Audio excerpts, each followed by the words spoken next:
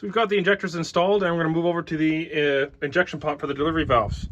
Right here I've got a Blue Point SP 503, and I'm going to be honest, I'm really not happy with this socket. It's like a 50-50 chance, even worse than that, that this fits on these nicely and comes off nicely. Like this one, I had to hammer it on, and then in order to remove it, I have to hammer it down from the bottom. So if you can find any other socket but this Blue Point one, I would give it a try, but I'm really not impressed with this Blue Point socket. That aside, you're going to want to unscrew the delivery valve. When you remove it, pick it up and kind of tilt it up like that, and then I like to leave it in the socket. And then we'll see, this is your delivery valve right here. For removing them, I like this little screwdriver here with a magnet on the end, and it pulls it out nicely. So you can pull the delivery valve off, set it aside. And then here we have the holder.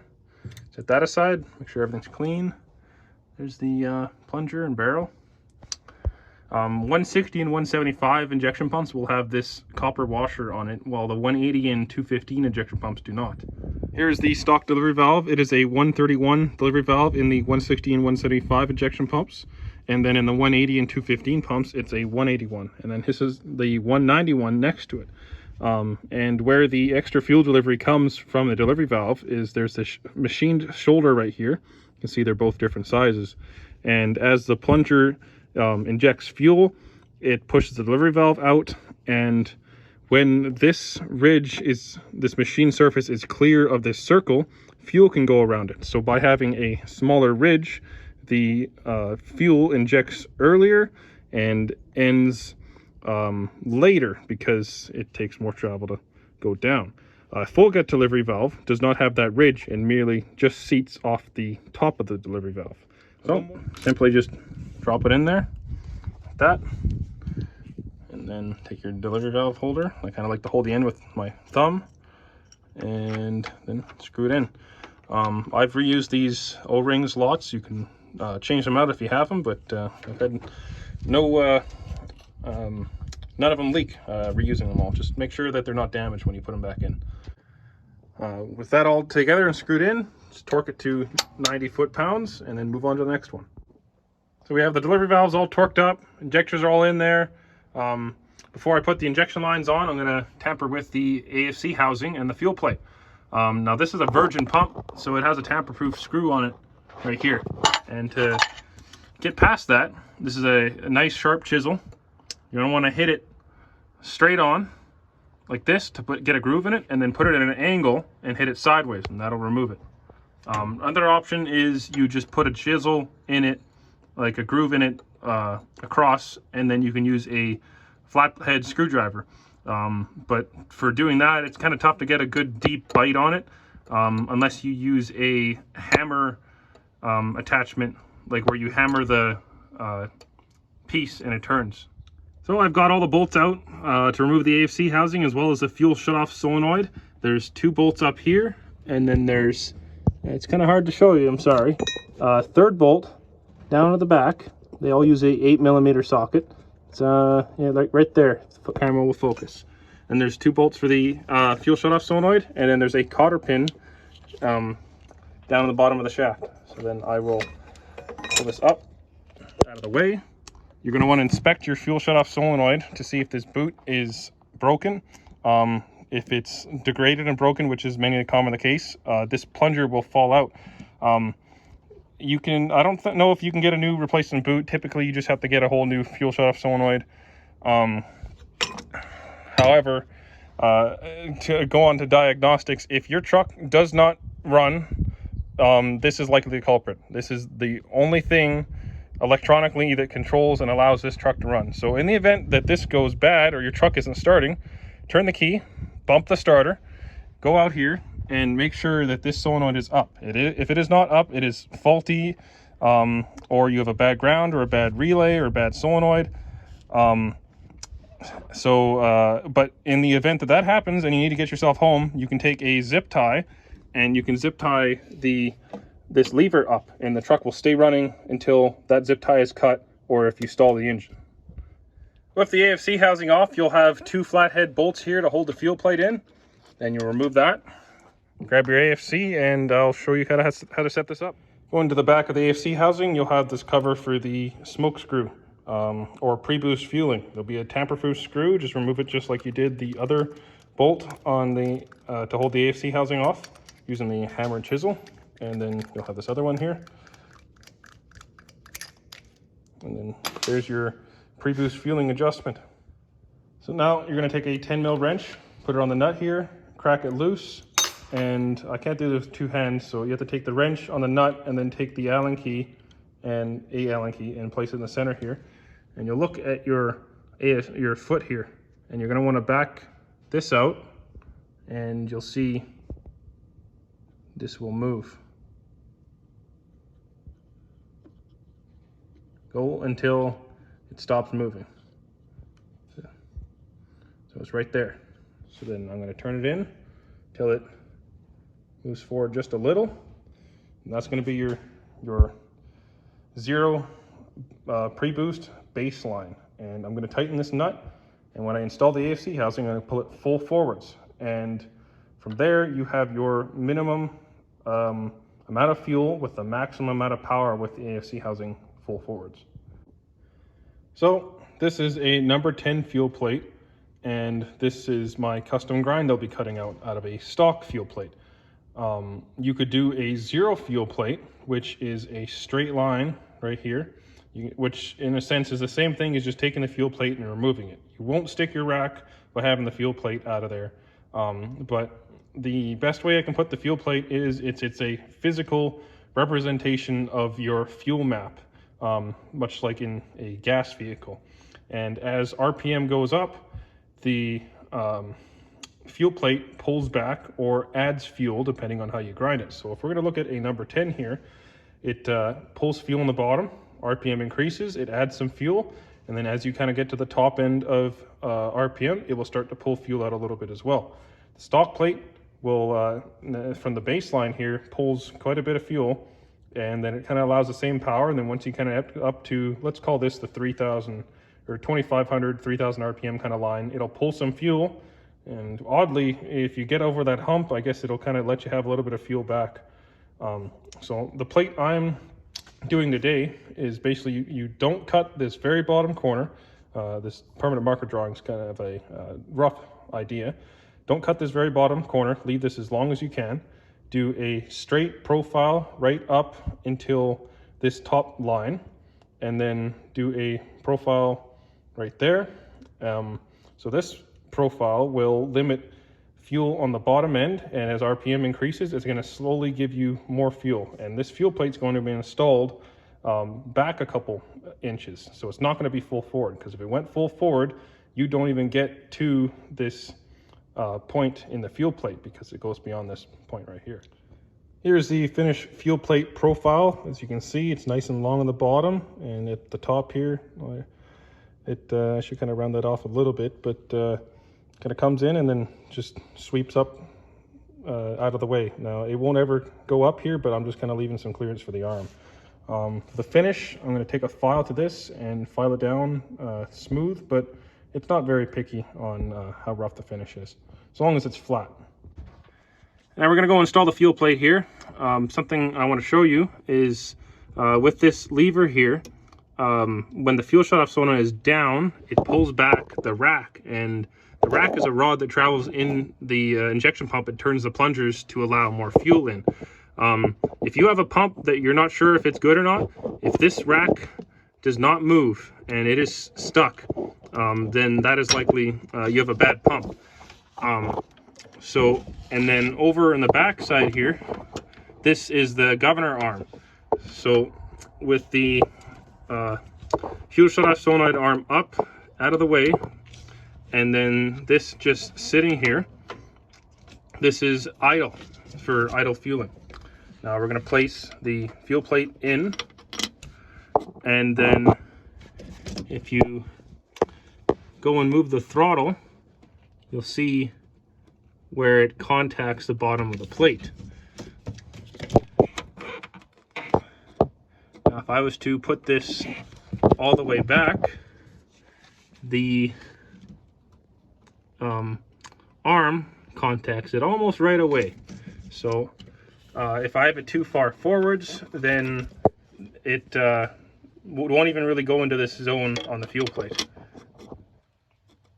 So I'm going to set it about here to start and see how it goes. Where it comes into setting up the fuel plate and the AFC housing is you want to have a nice transition where the AFC controls your low boost fueling and your boost fueling, and then your fuel plate controls your top end fueling and your overall fueling.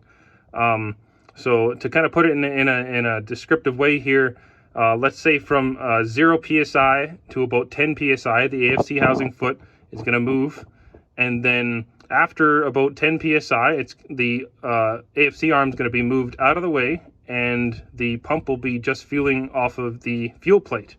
Where I think people have trouble controlling a combo is if they don't have the fuel plate in here and they're just using the AFC. The turbo's boost comes on so hard, the AFC foot just moves right out of the way, and you just get full fuel right away, and there's nothing to kind of control the fuel as RPM rises. So that's where it's important to have a properly set up fuel plate. So the AFC housing is on, and I'm going to remove this lever and get to doing the governor springs. I put it full forwards, but I can go a little bit more into detail about how to tune this up for different combinations. And you may have noticed I never even touched the star wheel on this either. Now, from the kind of simple way to put it is this AFC was set up for this turbo. And with my fuel plate modification and pulling the pre-boost fueling back by putting the AFC forwards, this all should work good. Now, I'll have another video where I explain advanced AFC tuning and going a little bit more in depth for setting up the star wheel and how that affects everything. But for now, if you have a similar truck and there's similar modifications, just do what I've done. Moving on to governor springs, I have the AFC lever off. It is just a single 8mm bolt right there, and you just wiggle it off. But something to really watch for is there's a keyway on the shaft here, and I'm going to remove this with my magnet. There's focus, please. Sometimes it can come out if it's loose, so you could just leave it. Actually, this one's nice and tight, but if yours feels pretty loose, I would take it out and set it aside, because you really don't want to lose that thing. Take a pair of side cutters and cut off this wire. This isn't anything important, it's just put here by the factory to let them know if somebody's tampered with the pump. Right there, it's out of the way. Then you're going to take your 21 or 22 mil socket and remove this cap. Forgot to mention, it may leak some oil out of it as you remove it, so make sure you have a catch can or a spill kit pad ready. I did not, and I forgot, so I have to do some pressure washing after I'm done here. Now with the cover off, you're going to see this, or you're going to see in a moment here.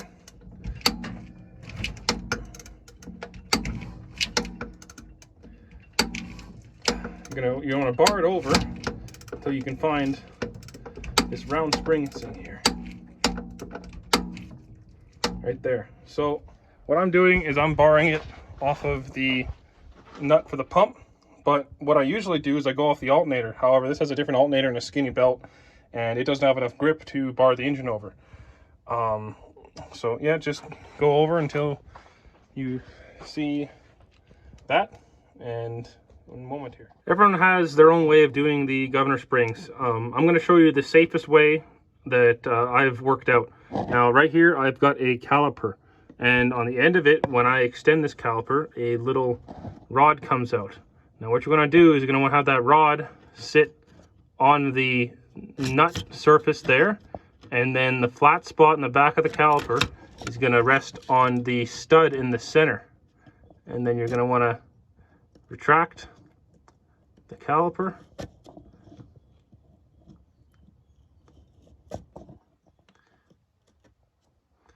And what I've got is 29 thou right here. I'll double check it.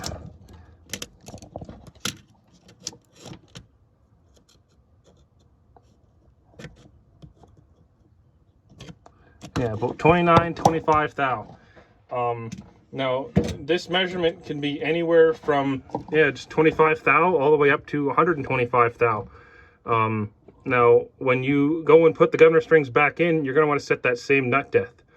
Another thing to note is if your idle is low on your truck, you can go another click, like another couple thou more depth with this, and it'll raise your idle up.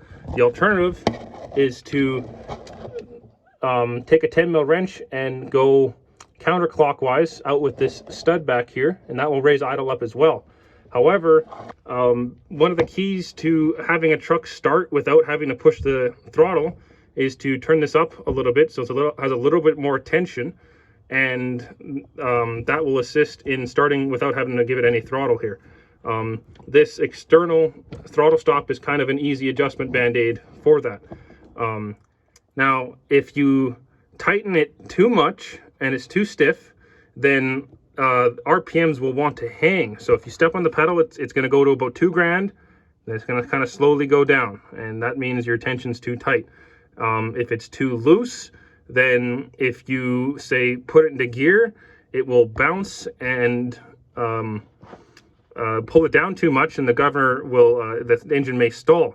So that's where it's important that if it seems pretty loose, like this one, a little loose, kind of hard to tell, but the nut depth does seem pretty low. So I'm going to raise this up to about 40 thou. I kind of know about the tension, but if you're having trouble with kind of the things I described, just kind of go a little bit tighter. You know, if it's 20, 25, 26 thou, go to 40 to 50 thou. And then if idle's a little high when you fire the truck back up, just back down this nut in the back. So for removing the nut, I've got a little flathead screwdriver here, and I've turned it, and then it's loosened off the nut. Then I go and take the magnet part of it, and then I spin the nut out using the magnet part. Takes a little bit, but this is the safest way of removing it without having it drop into the engine. Bear with me here. Back out like that. Then you got your nut. You're gonna set that aside in a safe place. Then you've got your top. Take the magnet. And kind of pick it up from the bottom here. Shimmy it out. Take that. Set it aside.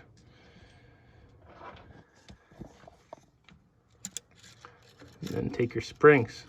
Now it's important to be very slow with this, as if you're using a little magnet like I am, sometimes you can take out, there's a shim on the very bottom. Sometimes you can take the shims out and they could fall in there. Now you can remove the outside idle spring. You're going to be reusing this large spring. For now, I'm just going to take it out of the way. Then place this all the way in the center, the magnet, grab another piece. This is the bottom of the governor spring. It's a little hat. And it'll be a 2-piece setup. Remove, so that's the shim for the idle spring. You're going to want to leave that in there. So I'm going to be putting that back in there, but that should be everything. You're going to take your new governor springs, the whole assembly. If you don't want it to go to 4,000 RPM, you remove that smallest spring. But I like to leave them all together, and then put them all in at once. And I'll leave my finger on the back side here, and then slide it on the shaft. Just make sure you don't drop nothing. Goes in like that. Take your large outside idle spring, slide that in there, and you take your top piece. Kind of tough to get in here. Yeah, top piece, put that on there, put the nut on there. We've got our nut in there and the washer, and I've tightened it down. So when you're spinning it on, you'll spin it and then it'll kind of click. And that's our first click here. And then we can go, gonna use the edge of the screwdriver. It's gonna go 2 clicks, and then so you can kind of push this down and check the tension on it, and go there. That's about a 3 click there. Now I think that might have been a little too tight. I'm going to check the depth with the caliper, see what it comes out to, and So I checked the nut depth and we're at 41 thou now, so that's a little tighter than it was before.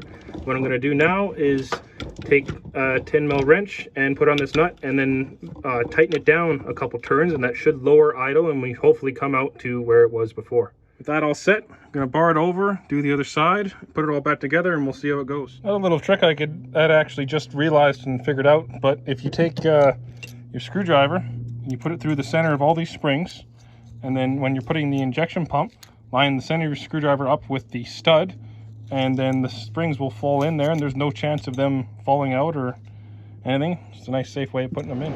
So everything's buttoned up here and we're ready to fire up.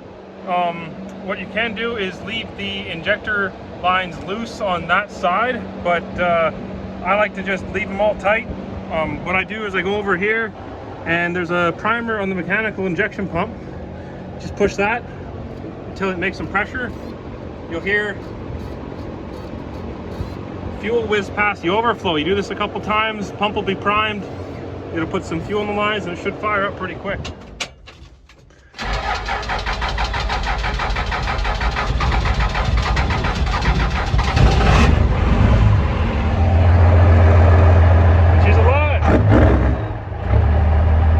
It's got to get the air out of the lines.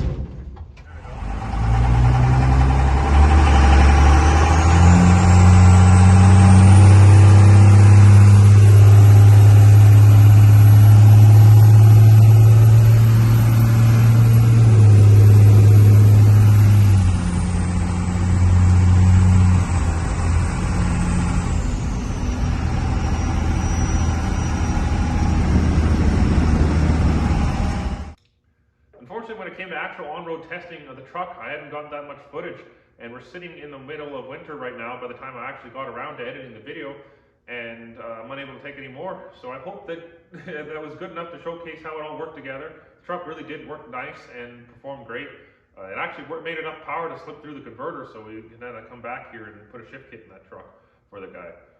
If you enjoyed the content and you're looking to get some more diesel related content, please subscribe. I've got all sorts of stuff here I'm building. High compression 6.7 12 valve. I've got my 6.7 Cummins tube chassis dart, any other manner of diesel related content. If there's anything else you'd like to see, or if there's any comments you'd like to make in the video, please leave some below, and I hope to see you in another video. Thanks.